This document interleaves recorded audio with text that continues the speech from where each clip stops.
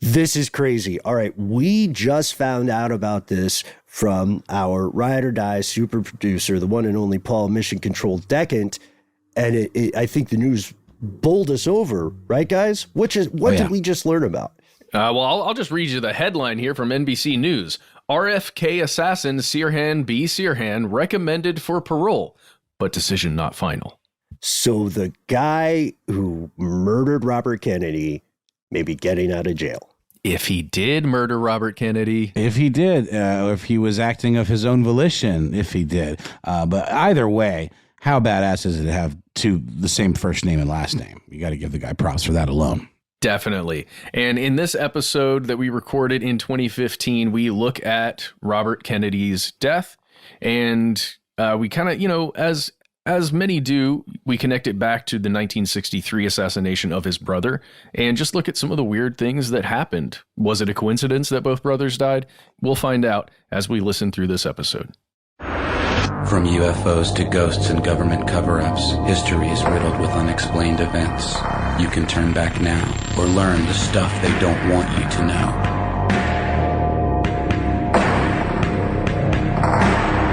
I have a short announcement, which I will read at this time. Senator Robert Francis Kennedy died at 1:44 a.m. today, June 6, 1968. With Senator Kennedy at the time of his death was his wife, Ethel, his sisters, Mrs. Patricia Lawford and Mrs. Stephen Smith, his brother-in-law, Stephen Smith, and his sister-in-law, Mrs. John F. Kennedy. He was 42 years old. Frank Makowitz, Kennedy press secretary, as reported by the New York Times, June 6, 1968. Thank you for that reading, Noel. Yeah, that was fantastic. Absolutely. Welcome back to the show, everyone. My name is Matt. I'm Ben, and that dramatic reading you heard at the top of the podcast comes from, of course, our super producer, Noel the Second Gunman Brown. Most importantly, however, you're here.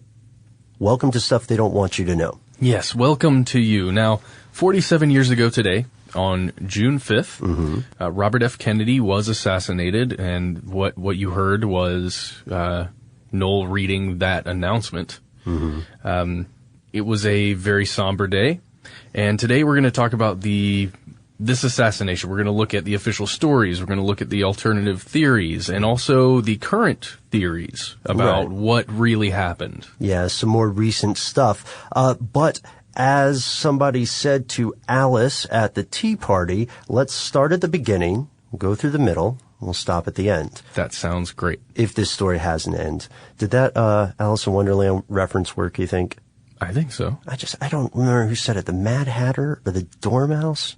The Dormouse didn't do that much. I know that because I played the Dormouse one time in a high school thing. Oh, really? Yeah, it was a shining moment. Do you have video of that? No, absolutely not. Okay. No. But we can always just stage our own, right? Absolutely. We're an Alice short, I think. So, let's go ahead and get some background here. Just a very high level thing. Now, this is an issue we should disclaim first. This is an issue that you and I have talked about for a while. We had an earlier video that came out on this. We did. We had an earlier video specifically on Robert Kennedy's assassination. It focused on Sirhan and the idea of a Manchurian Candidate, which we will get to later. But we really want to start at the beginning here and talk about who RFK was, why it was an extremely important and sad day when he was shot. And of course, yes, it is an important and tragic time in every instance where someone dies by gunfire or by violence. Absolutely. I guess I should say, I don't know, he had the possibility to make large changes, and he even made in several of his speeches, he spoke about this idea that a lot of people can make a difference in their local area and in small events, but very few people will have the ability to make changes on a wide, almost worldwide basis. Right. And this is such an involved and examined topic, this assassination, that we want everybody to know from the top that we're not going to be able to get to everything. So instead of asking at the end, we would like to ask here at the beginning and probably a little bit later for you guys to reach out to us at our email address, our Facebook, and our Twitter, conspiracy stuff at the Facebook and Twitter, conspiracy at How Stuff Works for the email, and let us know if there's some other theories you think we should bring up. Let us know if there are some corrections, and let us know what you think personally, even if you don't have any proof. That's okay. We just want to hear other opinions. All right, so here with that long preamble, and I learned a fancy word for that, by the way. What? It's such a useless word. Are you ready? Yeah. Prolegomenon. Prolegomenon? Like prolegomenon. Nice, okay. It means brief introductory remarks. So almost prologue. Menon. Like the phenomenon of a prologue. Ooh, very nice. And I may be mispronouncing it. Sorry, everybody. So here we are. Robert Francis Kennedy, whom we will refer to as RFK for most of this podcast, was born in November of 1925. Now, he was the son of privilege. There's no way around that. He was born into the Kennedy dynasty, which had risen from, bootlegging. Yeah. That's one of the big allegations and stories. But, at the time he was born, the Kennedy family was already pretty well established. And he took one of the, he took a fairly standard but, spotless, well done trajectory that you see a lot of young people born into political dynasties or families with political aims taking, right? Yeah, that's right. He served in the U.S. Naval Reserve from 1944 to 1946. He went to Harvard and the University of Virginia School of Law. He also worked at the Boston Post and as an attorney in Washington, D.C. Right. And in 1951, he began working for the Internal Security Section of the U.S. Department of Justice's Criminal Division. And by June of the next year, he resigned to manage his brother, Jack, his campaign for the Massachusetts Senate. Now, this was his first and official launch into his political career. Right. And that campaign for the Senate seat in Massachusetts was successful. There are a lot of Kennedy brothers here, so we're going to refer to some of them as first names. But there's one that you knew, of course, we would mention, ladies and gentlemen, and that is John F. Kennedy. When Robert's brother, John F. Kennedy, won the 1960 presidential election, John, appointed his brother Robert to the position of Attorney General, despite the fact that Robert didn't have experience in state or federal court. Yeah, that's right. Kinda a little strange, but I guess expected when you have those kind of ties at that level. Yeah, but then also, regardless of where you like to place yourself in political ideology, I personally don't think it's the best practice for something purporting to be a republic or a meritocracy to rely on nepotism. Yeah, but, to be able to even do that. Right, but this is a story where we know very little of the behind-the-scenes stuff. Sure. I just wanted to make that point. Absolutely. And RFK didn't do a bad job. That's what I wanted to get to. So, even though there was some nepotism going on in his appointment to this level, he made a name for himself. He went in there, he started fighting organized crime, corruption, even institutionalized racism. Yeah, like prosecuting corrupt Teamsters, working with civil rights movements. You can find pictures of him with Martin Luther King Jr. Yeah, he was basically making a lot of enemies on all sorts of different fronts. Right, yes. Also, he was often seen in many social circles as a hero of people who are typically marginalized. There's a twist here, of course, which you all see coming. In 1963, on November 22nd, the standing president, John F. Kennedy, was assassinated. And Robert Kennedy, like many other people at the time, was certain that multiple folks were involved in this murder, not just Lee Harvey Oswald. Oh yeah, he was suspicious of the mob, of the CIA, Sure. even of LBJ. At least there are rumors that he was rumored to be suspicious of LBJ. Right, and there was suspicion of possible Soviet involvement, anti-Castro, Cuban factions, any of the groups you and I just named working together. And, of course, we know that kind of speculation thrives after an important death. There are people who will tell you that Elvis was still alive until quite recently. Yeah. And I know that's not a great comparison, but I'm saying these opinions that he had, or these beliefs, were not by any means unreasonable at the time. No, and there are a lot of people who were close to him at the time that have said that he felt personally responsible for the death of his brother because of the enemies he was making as the Attorney General. It's fascinating stuff, and for me, it's kind of sad to think about that mind state of where he must have been when he found out about his brother. Right, yeah. So in 1965, Robert Kennedy became a senator, New York senator, and in 1968 he launched a presidential campaign, and it seemed to be going pretty well.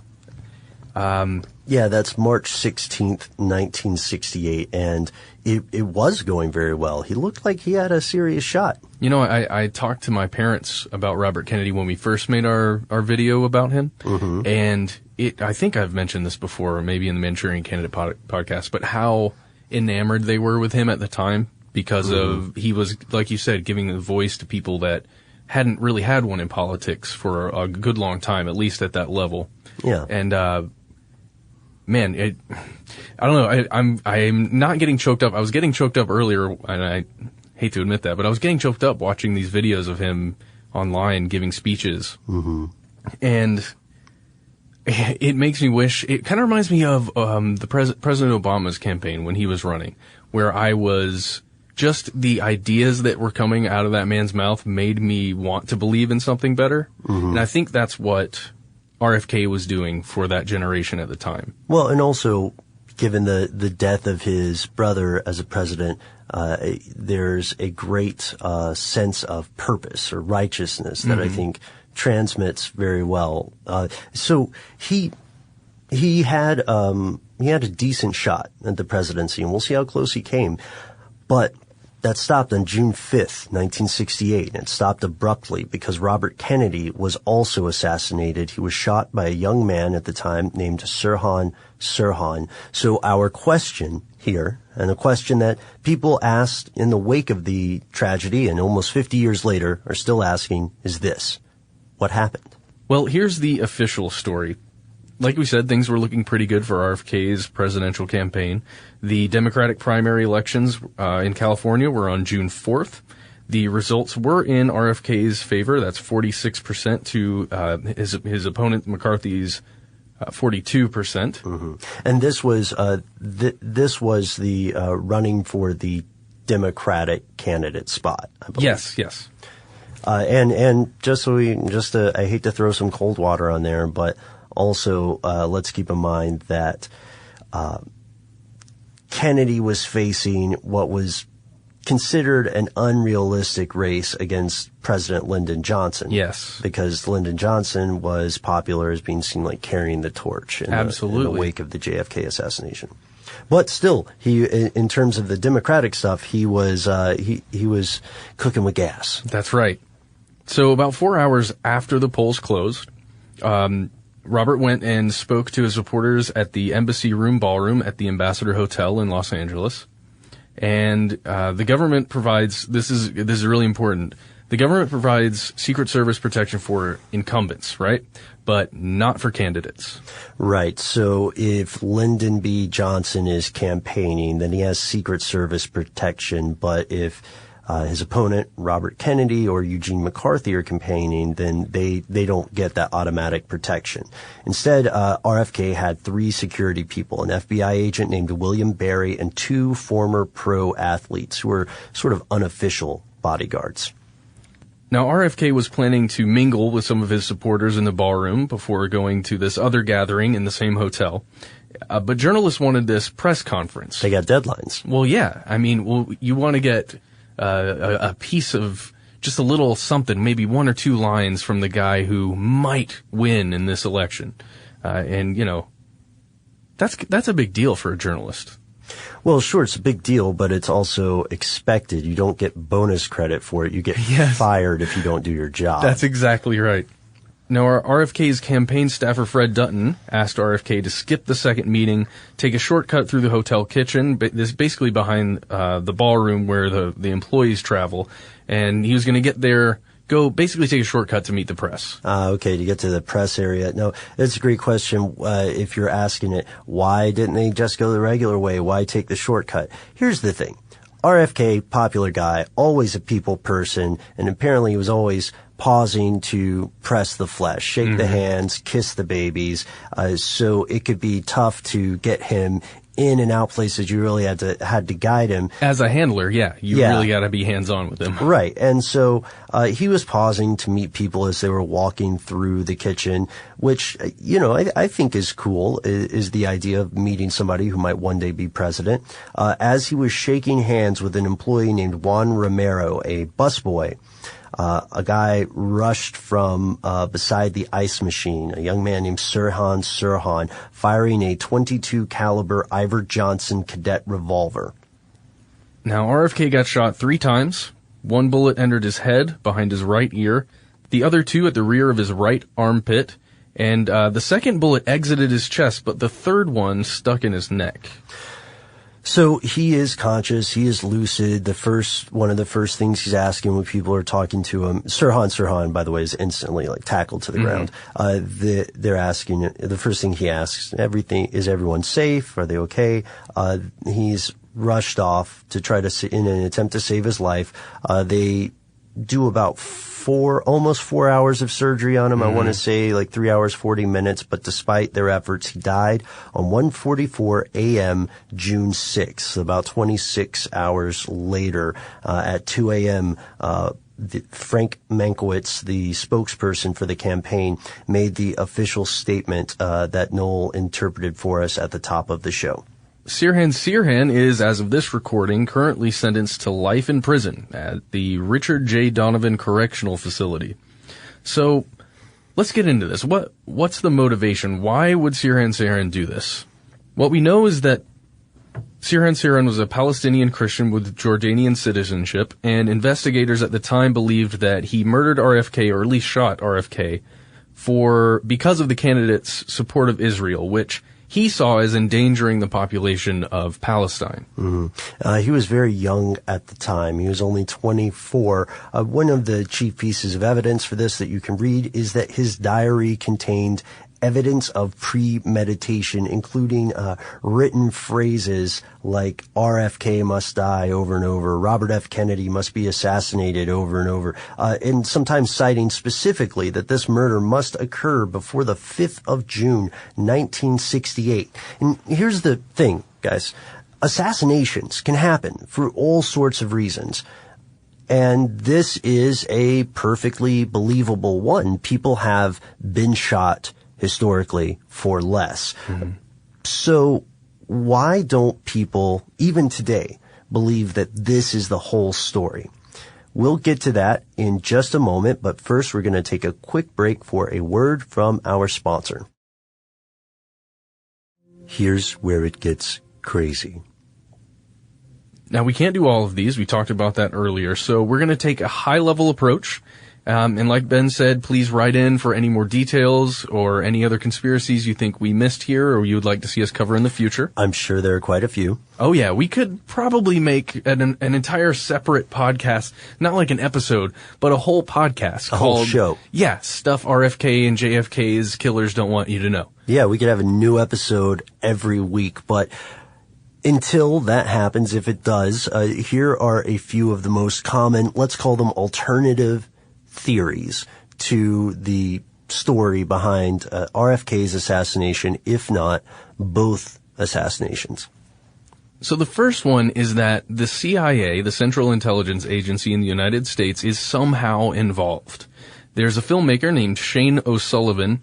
He's made several pieces, I believe, on these subjects, and in one of them, he believes that, or he states, with some evidence, he actually spoke with several people who believe that CIA officers were present on the night of RFK's assassination.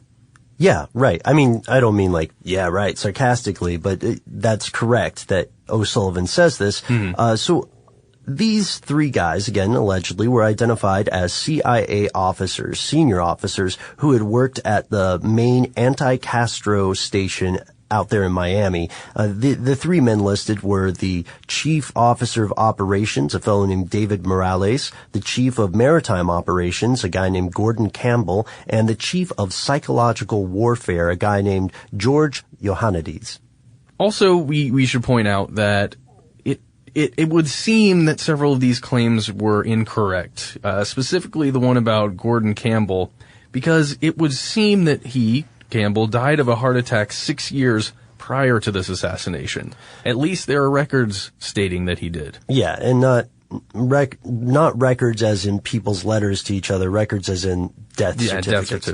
So O'Sullivan's film also features an interview with an attorney named Robert Walton, who apparently worked with or for David Morales at some point. Walton says in the film, I quote, "I was in Dallas when we got the son of a beep, and I was in Los Angeles when we got the little beep. Bastard." Oh, sorry. No, I thought we could say bastard. Can we say bastard? No. Of course you could say bastard. Come on, man. People watch Game of Thrones. You know. Oh, yeah. That's true. a good Jon point. Snow. Yeah. Yeah, well, we do our beeps live here. Interesting thing about this film is the CIA declined to comment. There's an interesting note here, too, that I'd like to make. It is true, ladies and gentlemen, that one of the reasons the term conspiracy theory is so popular in the mainstream is that shortly after the assassination of JFK, the CIA propagated some memos, or distributed some memos advising people on how to handle folks who said the official story wasn't true. And one of the big things they said is, call it a conspiracy theory, call them conspiracy theorists.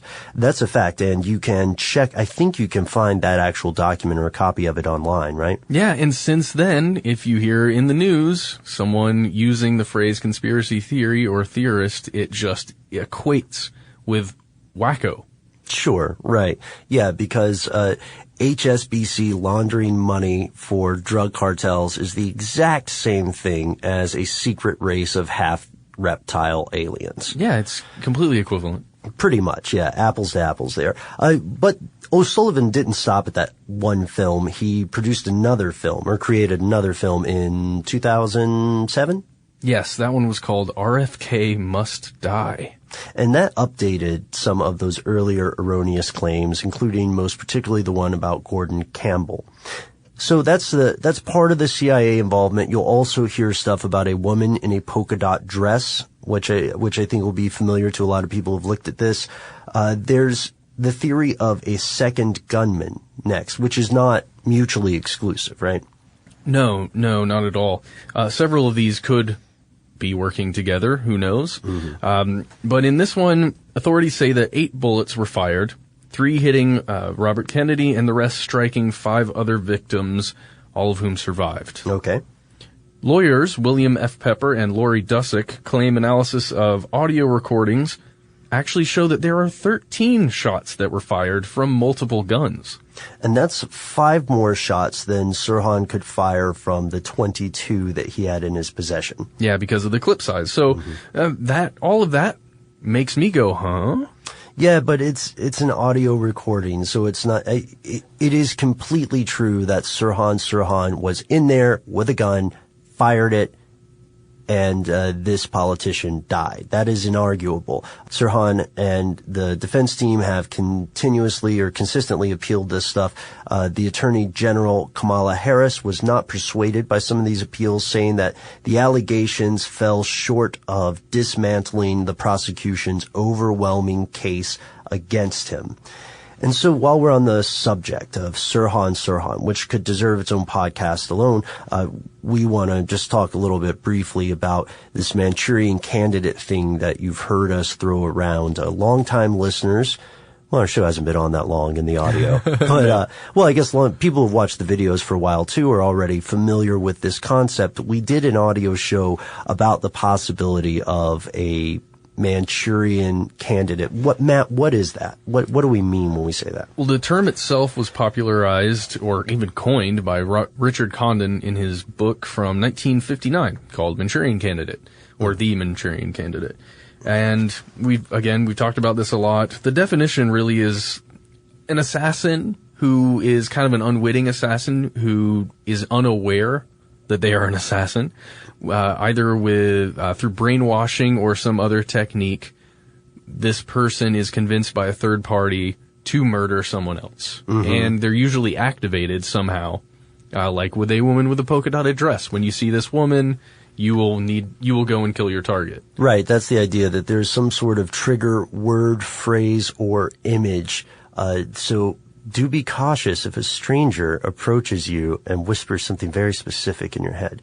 But that's the thing. If you are a Manchurian Candidate, you aren't aware that you are, and you will have no idea when someone whispers the trigger word to you. Right. And for the vast majority of people, this is filed under interesting yet complete BS, because the thing here is that it has not been proven in a scientific way. There's no solid peer-reviewed evidence that shows people can be programmed to that level of sophistication.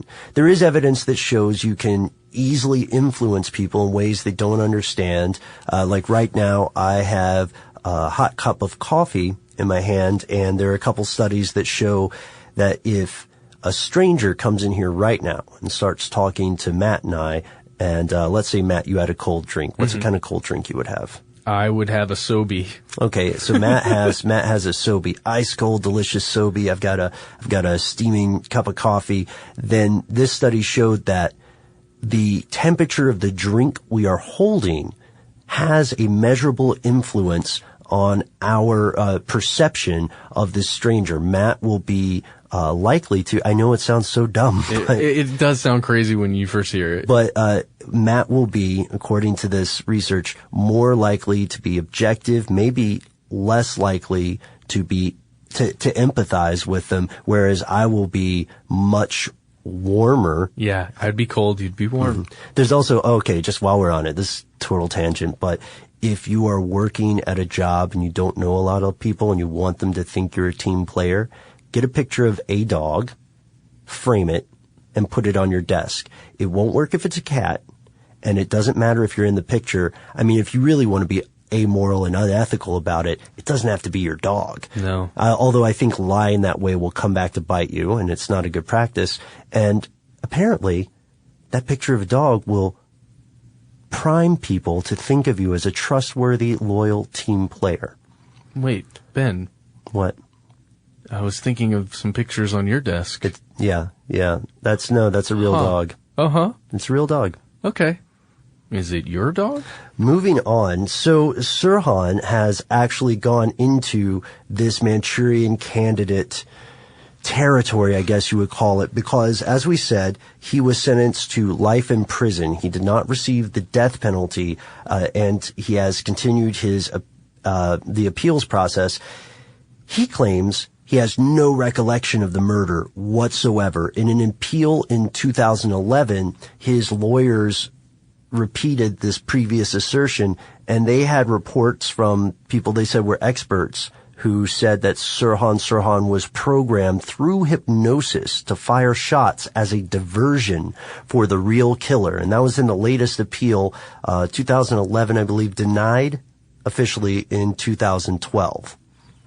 That is movie stuff right there. It sounds like the plot of a film. You're right, of a thriller, a political intrigue film.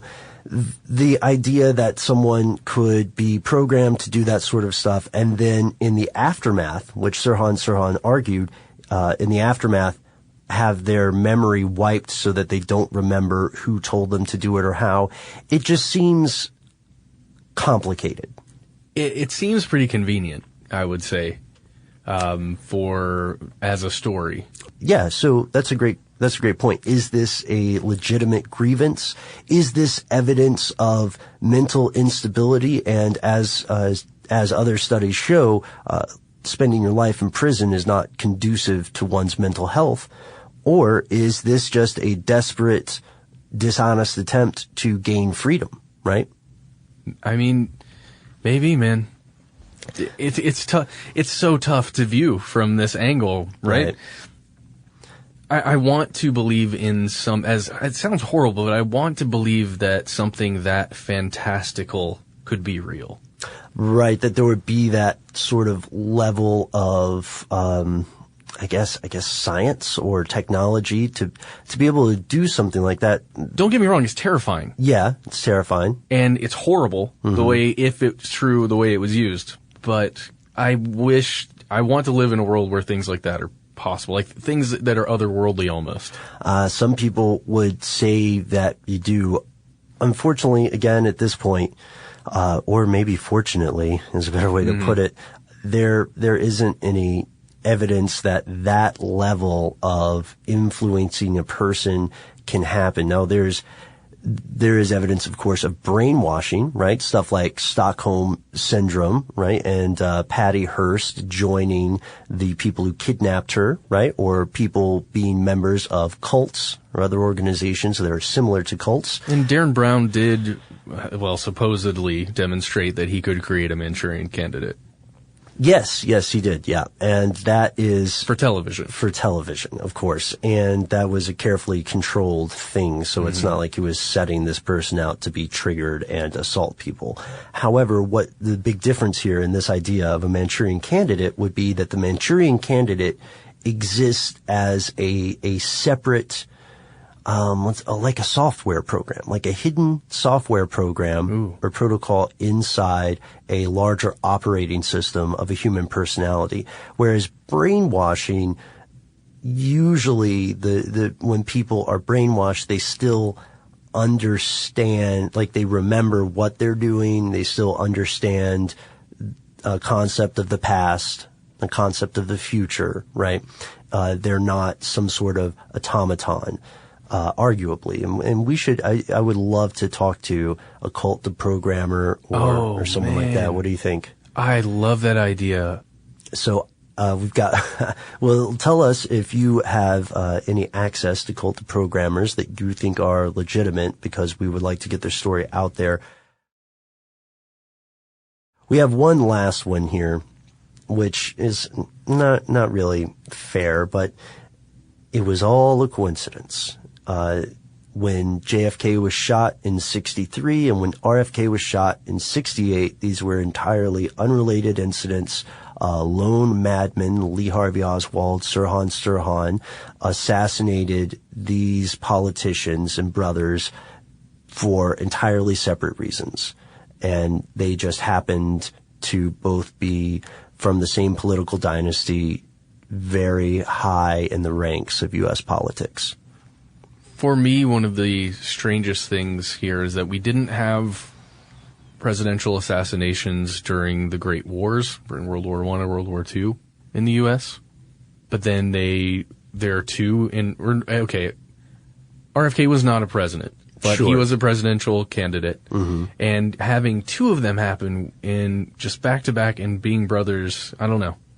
Right. And I think that's an interesting point to make, because we know that while there have been numerous attempts to assassinate presidents, more than 20, if we count former presidents, that we know of at least, there have been only 4 presidents that were successfully assassinated. That's Lincoln, Garfield, McKinley, and Kennedy. Now, other presidents were injured in attempted assassinations, the most recent being Ronald Reagan.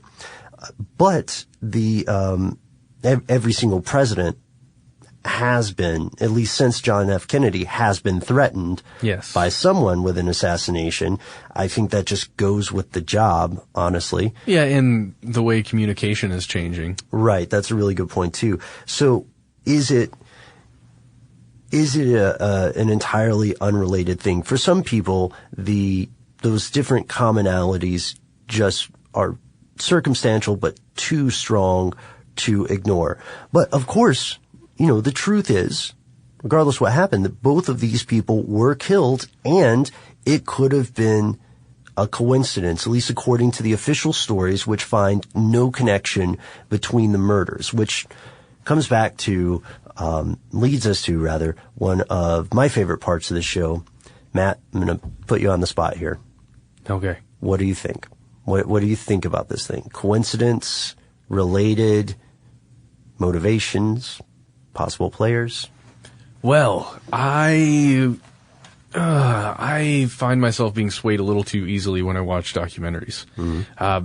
But there is a lot of information that I've been finding both in JFK's situation and RFK's situation that make me suspicious of Lyndon Johnson's administration.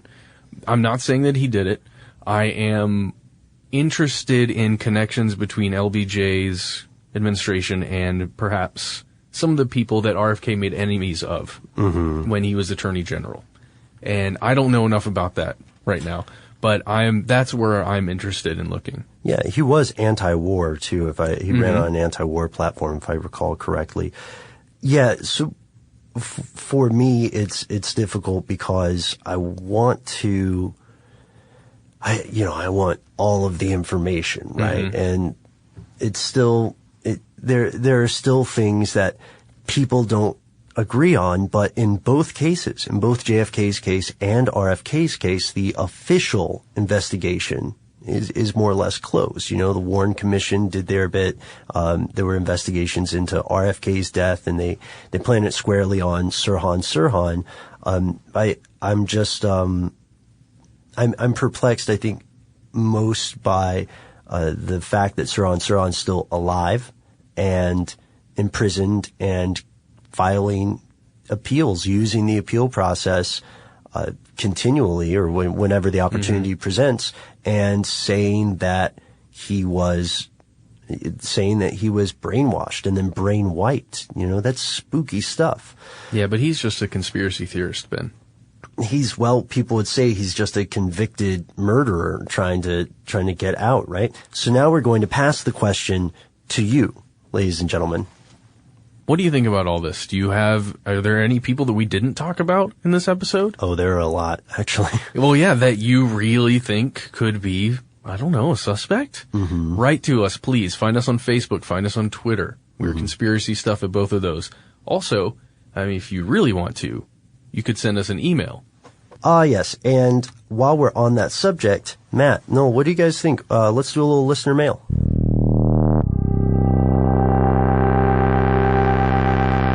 Here's a message we got from Kelly. Hey guys, you should do a podcast on the Avro Aero CF-105. This superjet was amazing until the Canadian government canceled it in 1959. The cancellation day is known as Black Friday in Canadian aviation history. All planes, components, production tooling, equipment, and technical data was scrapped. The story is filled with conspiracies regarding why the program was canceled. The story involves Russian spies and the fallout leading to scientists involved in NASA and the Concorde jet. Cheers and keep up the great work, Kelly. So this is interesting, the Superjet Avro Aero CF-105. Do you know anything about this? You know, it's funny. It's funny that you say this or that we're reading this letter because, Kelly, I believe that you also wrote into car stuff to ask us if we wanted to cover this. I have looked into it a little bit, but it is definitely a pretty good suggestion. It kind of spans both car stuff and stuff they don't want you to know, right? Well, you know what that means. We're going to do a joint episode. Yeah, why not? Maybe we can have Scott over on this show, or maybe we can do a video about it. That'd be great. We'll see what it goes up with. There's one other thing, ladies and gentlemen. You know what that sound means. It's time for a moment with our super producer, Noel, the second gunman, Brown. Hi. Hey, Noel. Hey, how's it going, guys? Pretty well. We just wanted to check in with you. We just got done with the episode, so what's going on? No, nothing much. You know, just the usual. Just listening to you guys, editing an episode on mass extinction from a different show. What? Yeah. Which one is it? Is it that is stuff to blow your mind? Oh yeah. I'm looking forward to that. It's a mass extinction. Because we're in the Anthropocene, right? The age of man or something. That sounds right. Yes. Okay. For a little while longer. Right. For a little while longer. Well, Noel, I'm glad you could check in. I don't want to keep you too long, but I do want you to know that I want both you guys to know that based on our earlier conversation last week about the nature of a gyro and what constitutes a sandwich, we received some tweets. So I'm just going to give you a few of these here, get your responses. All right. So, Janelle writes in to say, I'm glad conspiracy stuff covers important topics. A gyro is so not a sandwich. Hashtag 2 slices or bust. Larry K writes in, says we did a good job on the podcast, on the deep web, where we interviewed Alex Winter. He said privacy is something that needs to make a comeback. Also, a gyro is not a sandwich. Man, people are opinionated about this stuff.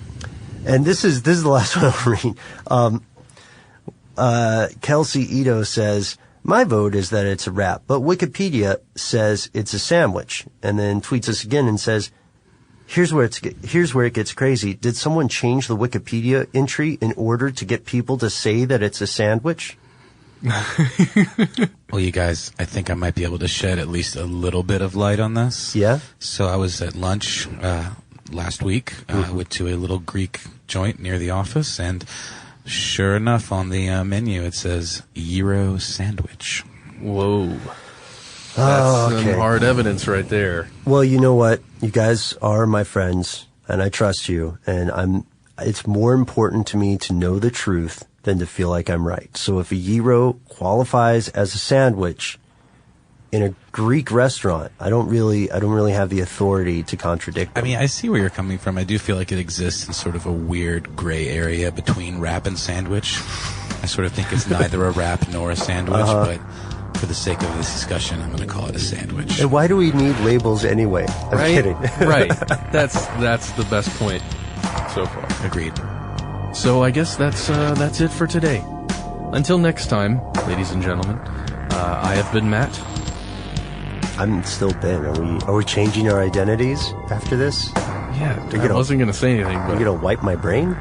I'm going to have a chat with you in a darkened room with a projector. Well, before we get to that point, let's assume that we will still be here next week along with some new videos coming out. In the meantime, you can see every podcast we've ever done at our website, stufftheydon'twantyouToknow.com. As we said, you can tweet to us or send us a message on Facebook or check out some of the stories that don't make it on the air. And that's the end of this classic episode. If you have any thoughts or questions about this episode, you can get into contact with us in a number of different ways. One of the best is to give us a call. Our number is 1-833-STDWYTK. If you don't want to do that, you can send us a good old-fashioned email. We are conspiracy@iHeartRadio.com. Stuff They Don't Want You to Know is a production of iHeartRadio. For more podcasts from iHeartRadio, visit the iHeartRadio app, Apple Podcasts, or wherever you listen to your favorite shows.